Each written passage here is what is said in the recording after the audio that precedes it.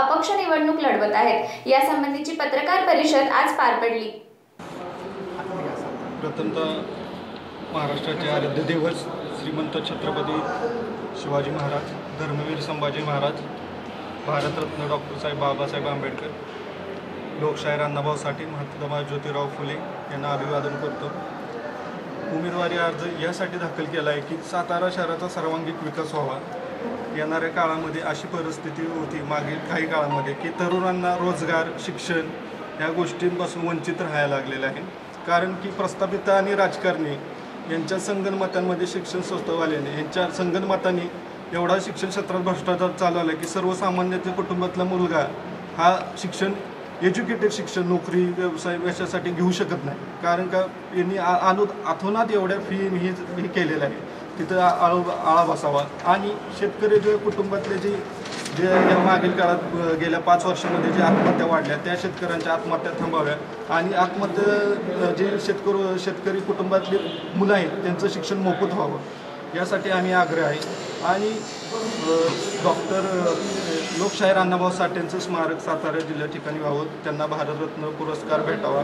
त्यांनी एवढी मोठी साहित्य लिहिली तर त्यांना कुठंतरी न्याय मिळाला नाही, त्यामुळे आम्ही गेले 5-6 वर्ष त्याच्यासाठी संघर्ष करतो आहे। तरी त्यांना तिथं जिल्ह्याच्या ठिकाणी स्मारक आणि भारतरत्न पुरस्कारावा ही आमची मागणी आहे।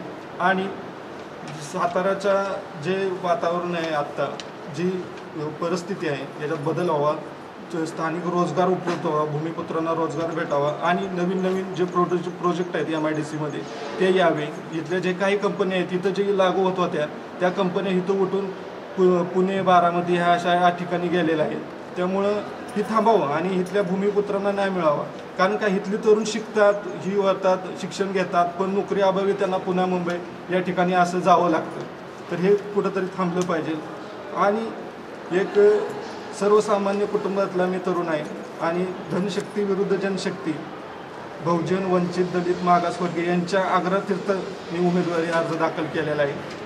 आणि मला विश्वास आहे की मला सर्व क्षेत्रातले सर्व समाजातले लोक स्वीकारतील आणि चांगल्या मताधिक्याने विजय करतील ह्या गोष्टीवर मला विश्वास आहे। आणि या गोष्टीचा मी जर निवडून आलो तर ह्या गोष्टींच्या सर्वसामान्य कुटुंबातला असल्यामुळे कोणीही मला कोणत्याही वेळेस फोन करू शकतो, विचारू शकतो, बोलू शकतो, असं नाही की मला संपर्क साधू शकत नाही। त्यामुळं आणि 24 तास मी समाजासाठी, समाजातल्या लोकांसाठी काम करीन आणि ह्या गोष्टीला एक विश्वास देतो की इथनं रयतेचं राज्य येईल, जनतेला सुखात ठेवण्याचा आणि एकोपा ठेवण्याचा, समाजात जातीभेद तंटा न व्हायचा ह्याचा आम्ही प्रयत्न करू आणि सातारचा विकास व्हावा हीच आमची इच्छा आहे। जय हिंद, जय महाराष्ट्र। सातारचे विद्यमान खासदार सक्षम आहेत का नाही ज्यासाठी तुम्हाला उभं राहावं लागतं लोकसभेत? कसं आहे, ही लोकशाही, ह्या लोकशाही जीवन ठेवत असली तर ते राहणं गरजेचंच आहे। आणि हेच तर संविधानानं, घटनेनं दिलेलं मोठं हे बल आहे की सर्वसामान्य कुटुंब बी राजाच्या विरोधात राहू शकतो। नाही पण विकास झालाय का नाही मग तुमचं काय मत? जो विकास व्हायला पाहिजे होता तो विकास झालेला नाही।